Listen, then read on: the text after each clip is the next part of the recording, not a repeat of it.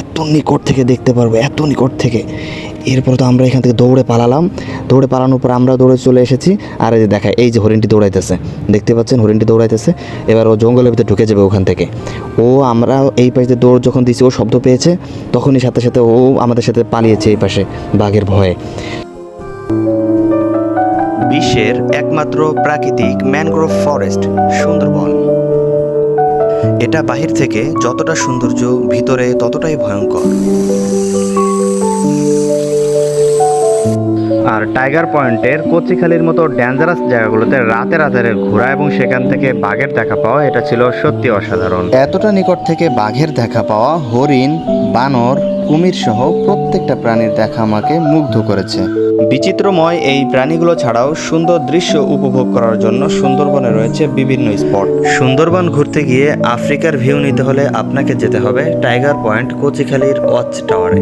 এই দৃশ্যটা দেখে আমার কাছে মনে হয়েছে এটা বাংলার আফ্রিকা। অনেকেই বলেন সুন্দরবনে ঘুরতে গিয়ে মজা নেই, সুন্দরবনে দেখার মতো কিছুই নেই, তাদের জন্য এই ভিডিওটি যথেষ্ট।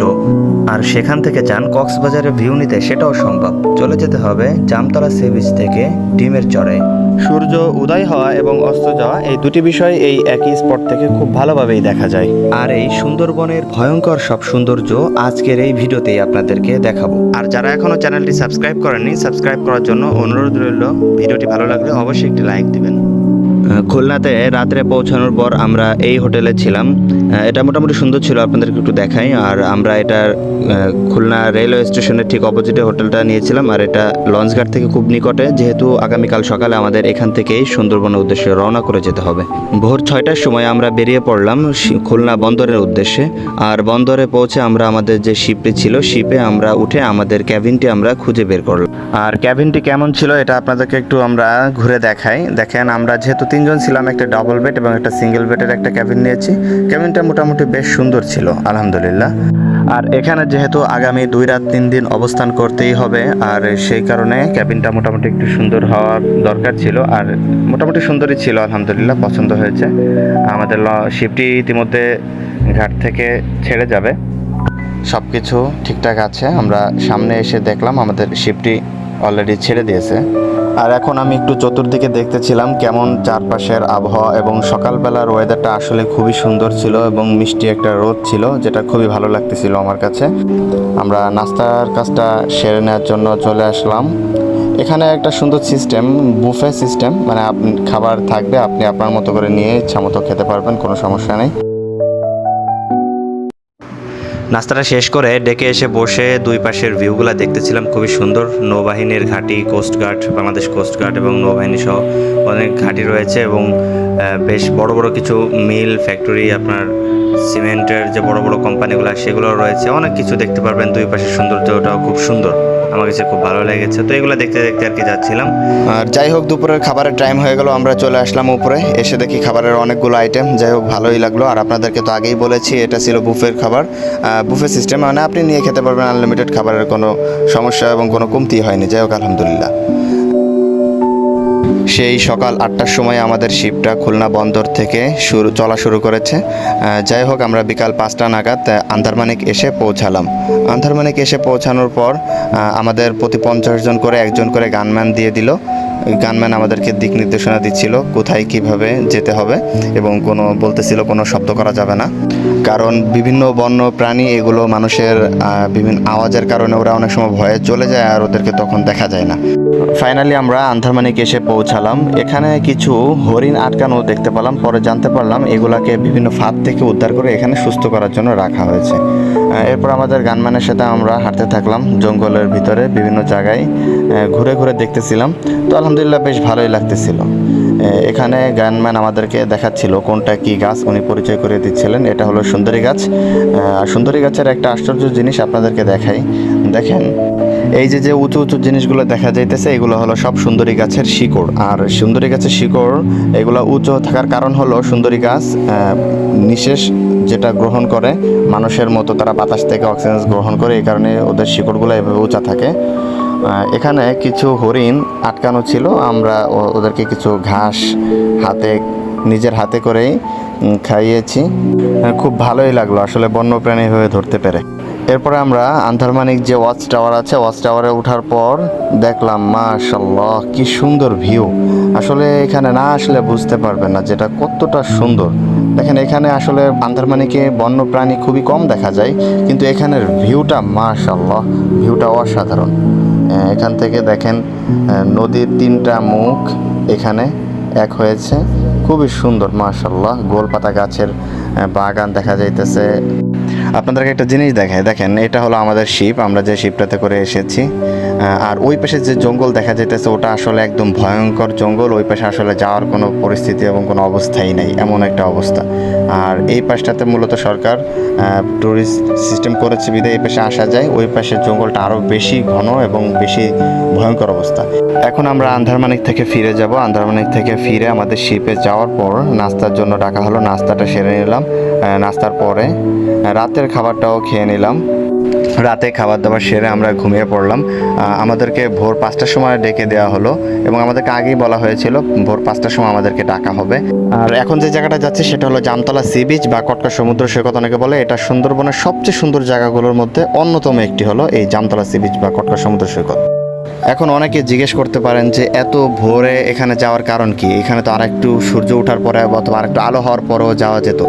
আপনাদেরকে বলি, দেখেন এখানে এত আগে যাওয়ার আরেকটা অন্যতম কারণ হলো যে রয়্যাল বেঙ্গল টাইগার বাঘ ওরা ভোর রাত্রেই বেশি হাঁটাহাঁটি চলাচল করে। ওরা দেখা যাইতেছে যে রাত্রে শিকার করে না, কিন্তু এই সকালবেলা যখন হরিণ বা অন্য অন্য পশু পাখি যখন বের হয় তখন ওরা এটাকে শিকারের জন্য এই সুন্দরবনের যে রয়্যাল বেঙ্গল টাইগারগুলো এগুলো দেখা যাইতেছে এই ভোরের দিকেই বেশি বিচরণ করে। আর এখানে সরকারের হিসাব মতে এখানে যে কটকা যে বীচটা, এই কটকা বিচে এখানে প্রায় 26 থেকে 27টার উপরে বাঘ রয়েছে। এই কারণেই মূলত আমাদের এখানে এত ভোরে আসা যে এখানে বাঘ আমরা কি দেখতে পারবো কিনা। আমরা এখানে গানম্যানের সঙ্গে হাঁটতে থাকলাম, আপনাদেরকে দেখাবো এখানে জায়গাগুলো আসলে কতটা ভয়ঙ্কর ছিল এবং কতটা ভয়ঙ্কর সুন্দরও বলা যেতে পারে। এখানে না গেলে আসলে বোঝা যাবে না। আর এখানে আমরা যখন এই জঙ্গলের ভিতর দিয়ে প্রবেশ করতেছিলাম প্রতিটা মুহূর্তে আমাদের গার ভিতরে শিরাতে উঠতেছিল। দেখতেই পারতেছেন কেমন ধরনের জঙ্গল, যে 10 হাত সামনে কি আছে সেটা দেখা যায় না। দেখেন এখান থেকে যদি হঠাৎ করেই বাঘ বা অন্য কোনো হিংস্র প্রাণী বেরোয় আসে আমাদের কিছুই করার থাকবে না। দেখেন কেমন জঙ্গল, এটা আসলে এখানে না গেলে বোঝা যাবে না। এই দেখেন 10 হাত সামনে কি আছে সেটা আর আপনি দেখতে পারবেন না। আমরা খুব ভয়ে স্বাভাবিকভাবে দলবদ্ধভাবে হাঁটতে থাকলাম। হাঁটতে হাঁটতে আমরা আস্তে আস্তে একটা সময় আরও বেশি গভীর জঙ্গলের ভিতরে যখন চলে গেলাম তখন আরও বেশি ভয় কাজ করতেছিল। দেখেন কেমন একটা অবস্থা।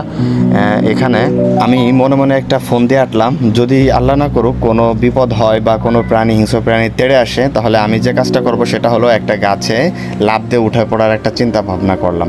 তো এইভাবেই হাঁটতে থাকলাম। হাঁটতে হাঁটতে দেখতে পারতেছিলাম ভিতরে প্রচুর পরিমাণ আপনার মরা গাছের ডালপালা শিকড় এগুলো ভরে আছে।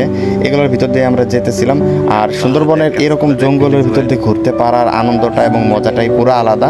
এখানে আসলে সরকারি পারমিশন ছাড়া এভাবে জঙ্গলের ভিতরে ঢুকতে দেওয়া হয় না।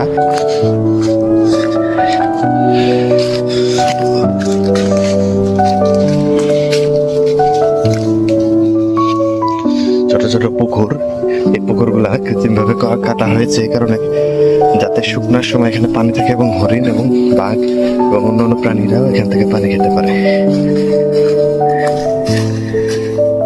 দেখেন আমাদের এখানে এত ভোরে যাওয়াটা আসলে এত রিস্ক নিয়ে যাওয়াটা সার্থক হয়েছে বলতে পারি, কারণ আমরা যে বাঘের দেখাটা পেয়েই যাব এটা আসলে কল্পনাও করতে পারিনি। কারণ সুন্দরবন হাজার হাজার মানুষ আসতেছে প্রতিনিয়ত, কিন্তু তারা বাঘের দেখা পাইতেছে না। দুইটা কারণ হতে পারে। একটা কারণ হলো যে পয়েন্টগুলা নির্বাচন করা, যে কোথায় বাঘ থাকতে পারে এবং সেই পয়েন্টগুলোতে যেতে পারা, এটার একটা ব্যাপার। আর একটা ব্যাপার হলো যে আপনি সেই পয়েন্টগুলোতে যাওয়ার পরেও বাঘ দেখতে পারা এবং না পারা একটা ভাগ্যের ব্যাপার বলতে পারেন। তো আমরা আসলে সেইখান থেকেই বলতে পারি যে আমাদের এটা ভাগ্যে ছিল বিধায় আমরা দেখতে পেরেছি। এমন একটা মুহূর্তের সম্মুখীন হবে এটা আসলে কল্পনাও করতে পারিনি। দেখুন আরেকটু পরেই সেই দৃশ্যটা আমাদের সামনে পড়বে, আমি যেটা ভাবতেও পারিনি। আমরা ওইখানে হাঁটতেছিলাম, ইতিমধ্যে আমরা একটু বাগানের দিকে খেয়াল করে দেখলাম একটা হরিণ দেখা যাচ্ছে। দেখেন এখানে কি হয়, এই যে হরিণটা একটু পরে এই হরিণটা পালাবে বাঘের ভয়, এই যে দেখা যাইতেছে। আমরা তো পুরো একদম লক হয়ে গেলাম। পুরো আশ্চর্য, এত নিকট থেকে দেখতে পারবো, এত নিকট থেকে। এরপর তো আমরা এখান থেকে দৌড়ে পালালাম, দৌড়ে পালানোর পর আমরা দৌড়ে চলে এসেছি। আর এই যে দেখায়, এই যে হরিণটি দৌড়াইতেছে, দেখতে পাচ্ছেন হরিণটি দৌড়াইতেছে। এবার ও জঙ্গলের ভিতরে ঢুকে যাবে ওখান থেকে। ও আমরা এই পাশে দৌড় যখন দিয়েছি, ও শব্দ পেয়েছে, তখনই সাথে সাথে ও আমাদের সাথে পালিয়েছে এই পাশে বাঘের ভয়ে। কি আশ্চর্য, কি আশ্চর্য, কি বলবো, আমার কোনো ভাষা নেই আসলে। যারা বলে যে সুন্দরবনে কিছু নেই, সুন্দরবনে ঘুরে মজা নেই, আমি তাদেরকে যে কীভাবে বোঝাবো। আর যাই হোক, এখানে দেখেন আমাদের কয়েকটা ফটো আপনাদের সাথে শেয়ার করে, দেখেন আমার ফোনে তোলা, কি সুন্দর, মাশাআল্লাহ মাশাআল্লাহ। এই পিকচারগুলো দেখার পর আসলে মাথাই পুরো নষ্ট হয়ে যায়। আমরা আবারও জঙ্গলের ভিতর চলা শুরু করলাম। আমরা যেহেতু কটকা বিচের দিকে যাইতেছিলাম, দেখেন কীভাবে শিকড়গুলো এখানে রয়েছে, গাছ শিকড়ের যে কি একটা কম্বিনেশন। তো দেখতে দেখতে আমরা কটকা সমুদ্র সৈকতের কাছে চলে আসলাম। এখানের ভিউটাও মাশাআল্লাহ খুব সুন্দর ছিল। এই যে দেখেন, আপনাদেরকে দেখাই, মাশাআল্লাহ খুব সুন্দর ছিল এখানে ভিউটা। আমরা এখানে আসার আর একটা কারণ ছিল, যেটা বলি সেটা হলো যে সূর্যটা যে উদয় হওয়া সমুদ্রের ভিতর থেকে দেখা যায়, সেটাও আমরা দেখতে পেরেছি আলহামদুলিল্লাহ। এটাও খুব সুন্দর লেগেছে আমাদের কাছে। যাক, এটাও দেখতে পেরে খুব ভালো লাগলো। এইখানে এই যে একটু আগে জোয়ার ছিল, এখন এখান থেকে পানিটা নিচে নেমে গেছে বিদায় এই জায়গাগুলোতে আমরা হাঁটতে পেরেছি। আর এখানে যদি এখন জোয়ারটা থাকতো তাহলে আরও পানি থাকতো। আর এখন ভাটা যেহেতু হয়েছে, আমরা আরও নিচের দিকে যাব, আরও পানির কাছে যাওয়ার চেষ্টা করব।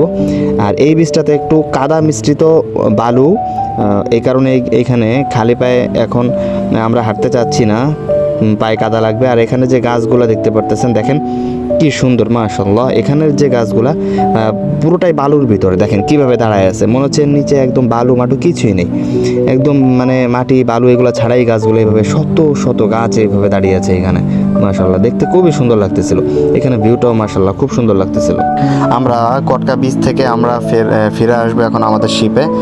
ফিরে আসার সময় এই যে জায়গাটা আপনাদেরকে একটু দেখায়, আমরা আরেকটা পথ ধরে আসতেছিলাম, তখন এই বড় এই যে মাঠটা দেখতে পারলাম। এইখানে দেখে মানে এত সুন্দর লাগলো, কিন্তু আরেকটা জিনিস আমি ভাবলাম যে এখানে একর একর জমি এভাবে পড়ে আছে, অথচ এখানে কোনো মানুষজন কিচ্ছু নেই। হ্যাঁ, দেখতে খুব সুন্দর লাগলো। আমরা এখন যাচ্ছি কটকা অভয়ারণ্যে। কটকা অভয়ারণ্যটা হলো ঠিক কটকা বিচের অপোজিটে 2 কিলোমিটার দূরত্বে। দেখতে পাচ্ছেন এখানে একটা টাওয়ার দেখা যাইতেছে, এটা হলো টেলিটক সিমের টাওয়ার।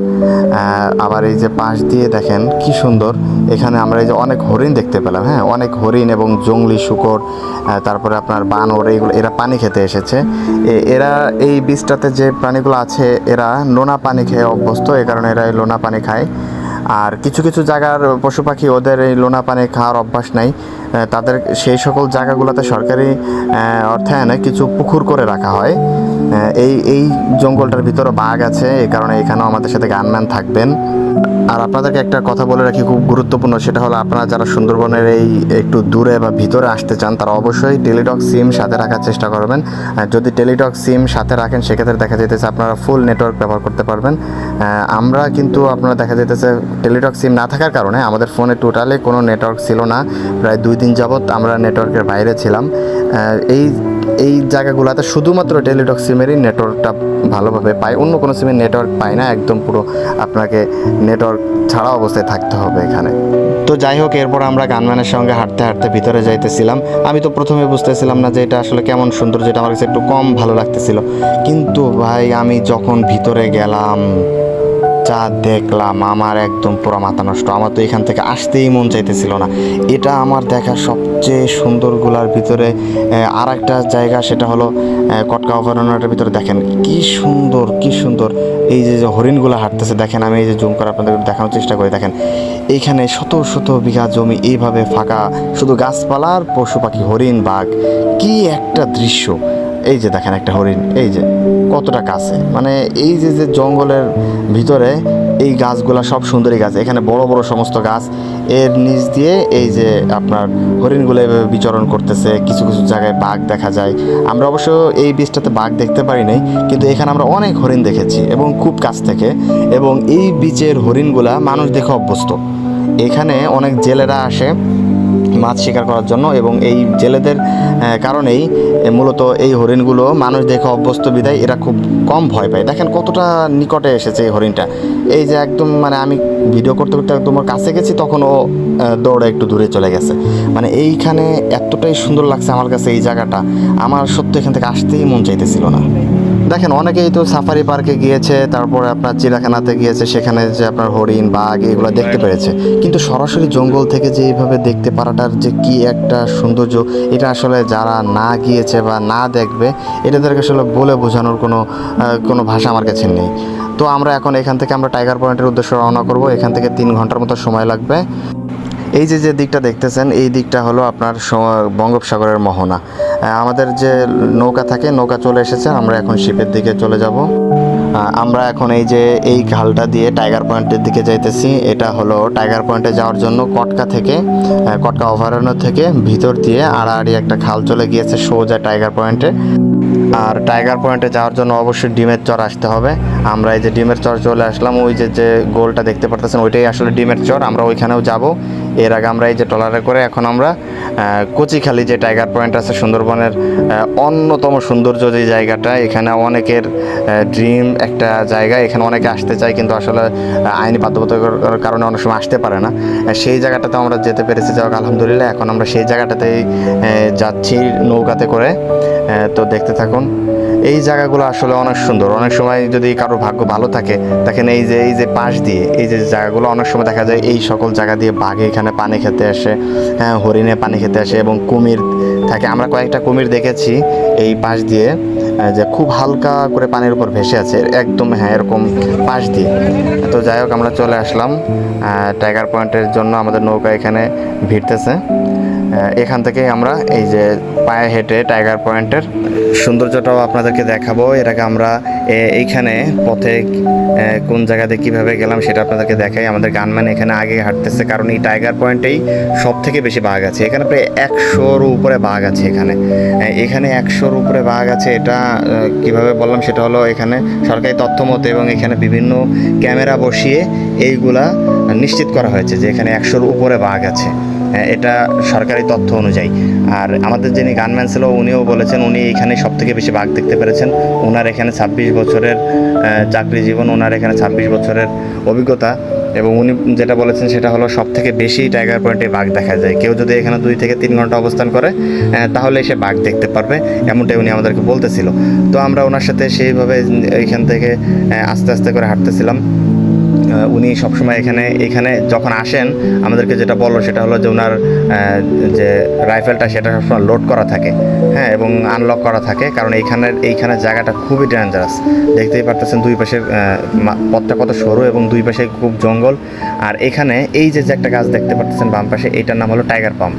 আর এই টাইগার পাম্পের ভিতরেই এই টাইগার পাম্পগুলোর ভিতরে সবথেকে বেশি বাঘ থাকে, এবং ওরা যখন শিকার করার জন্য আসে তখনও এই গাছগুলোর ভিতরে লুকায় থাকে।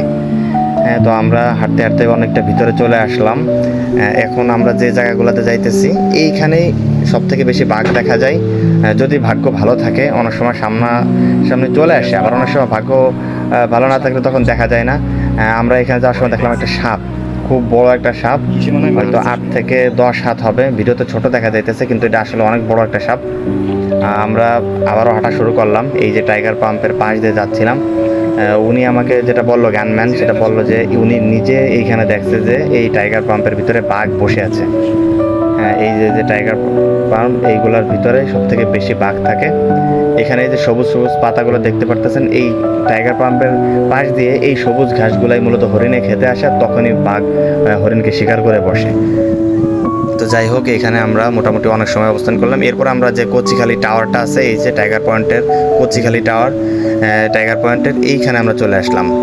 এইখানে উপরে ওঠার পরে এই যে ভিউটা, মাশাআল্লাহ, এটা একদম পুরো আফ্রিকার একটা ফিল আপনাকে দেবে। দেখেন, আপনি কল্পনা করতে পারবেন না, এটা মনে হবে যে আপনি সাময়িক সময়ের জন্য আপনি আফ্রিকাতে এসেছেন।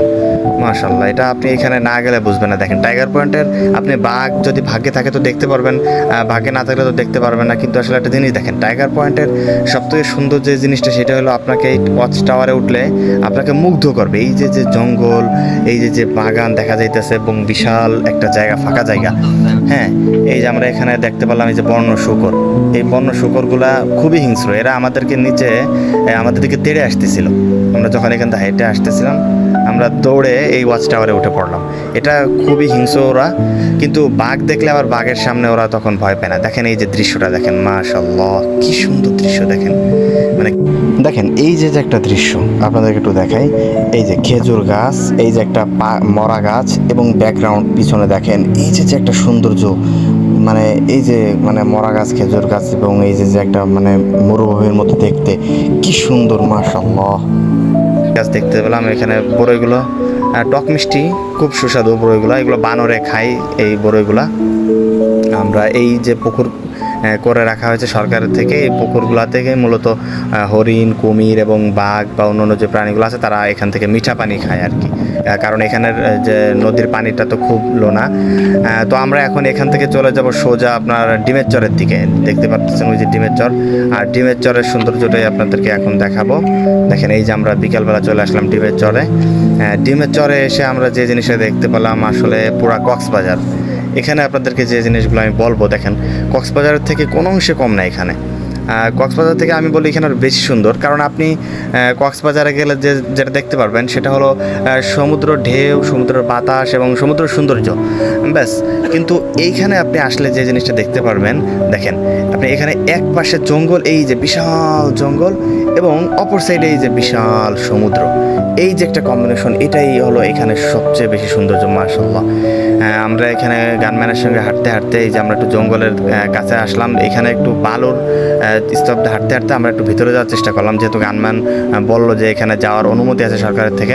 তো সেইভাবে আর কি আমার দুই মামাতো ভাই যে দেখতে পাচ্ছেন ওরা, আমি এবং আমার যারা আরও আমাদের যে পার্টি ছিল, আমরা সবাই একসাথে হেঁটে হেঁটে যাচ্ছিলাম। উনি এখানে যাওয়ার সময় তাদেরকে একটা জিনিস দেখালো যে এইখানে বাঘের পায়ের ছাপ উনি দেখতে পারতেছেন। ওনারা তো চিনে এগুলা, আমরাও দেখলাম কয়েকটা ছাপ, কারণ এখান থেকে বাঘ মাঝে মাঝেই বেরিয়ে আসে। আপনাদেরকে একটু পরে আর একটা জিনিস দেখাবো, দেখবেন এখানে অনেক হরিণ, এই জঙ্গলটার ভিতরে সব থেকে বেশি হরিণ, একটা পালে হাজার হাজার হরিণ আছে এখানে, শুধু এই একটা চরেই। আর এই চরের সরকারি তথ্য মতে এখানে 8টা বাঘ আছে এখানে, আর 2টা বাঘের বাচ্চা কিছুদিন আগে তারা ভূমিষ্ঠ হয়েছে, এখানে আছে সরকারি তথ্য অনুযায়ী। দেখেন আরেকটা জিনিস দেখেন, কি পরিমাণ পায়ের ছাপ এখানে, মানে হরিণের, বাঘের, মানে কি পরিমাণ ওদের চলাফেরা এখান দিয়ে। জঙ্গল থেকে আমরা বেরোলাম এখন, দেখেন কি বড় বড় গাছ, ঝড়ে মানে সমুদ্র ঝড়, এটা কল্পনা করা যায় যে এমন বড় বড় গাছগুলাকে সাগরের থেকে ভাসিয়ে এত উপরে এখানে নিয়ে এসেছে। তাহলে কেমন ঝড় হইতে পারে আপনি একটু কল্পনা করেন, যে এত বড় বড় গাছগুলাকে কিভাবে, দেখেন কাছে না আসলে তো আসলে বোঝা যায় না যে কি বিশাল বিশাল গাছ। দেখেন কি বিশাল বিশাল গাছ ঝড়ে এভাবে উপড়ে ফেলে রেখে দিয়েছে। আল্লাহর কি নিদর্শন, এবং বাতাস, ঝড়ের কি পরিমাণ শক্তি এখানে আসলে কল্পনা করা যায় না। দেখেন এখানে আপনাদের একটা জিনিস দেখে, এখানের ভিউটা দেখেন, এই যে গাছগুলার ডালপালার মাঝখান থেকে যে সমুদ্রের একটা ভিউ, কি যে সুন্দর লাগতেছিল, এটা আমার কাছে অসাধারণ অসাধারণ, মাশাআল্লাহ। এটা আসলে কক্সবাজারে আপনি এত সুন্দর ভিউ জীবনও পাবেন না। এটা আসলে কটকা সমুদ্র বন্দরে বা জামতলা সি বিচে, তারপর হলো আপনার এই যে ডিমের চর, এইখানের যে ভিউগুলো সুন্দরগুলো, এগুলো আসলে এগুলা কোনো তুলনা হয় না, এগুলোর কোনো তুলনাই হয় না। মাশাআল্লাহ মাশাআল্লাহ। দেখেন আরেকটা জিনিস আপনাদেরকে দেখাই, আমরা ঘুরতে এসেছি সুন্দরবনে, কিন্তু সুন্দরবনে ঘুরতে এসে আমরা কক্সবাজারের ফিল নিয়ে যাচ্ছি। এটা সত্যি ভাবতে অবাক লাগে যে কত সুন্দর, মাশাআল্লাহ।